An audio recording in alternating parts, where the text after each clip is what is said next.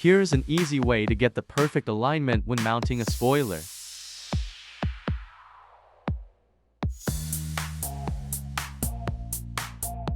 With the spoiler flipped over, stick tape over the holes, and then let the tape extend a couple inches past both edges of the spoiler. Mark the holes and then flip the spoiler and place it into position. Now tape down the extended edges to the car itself.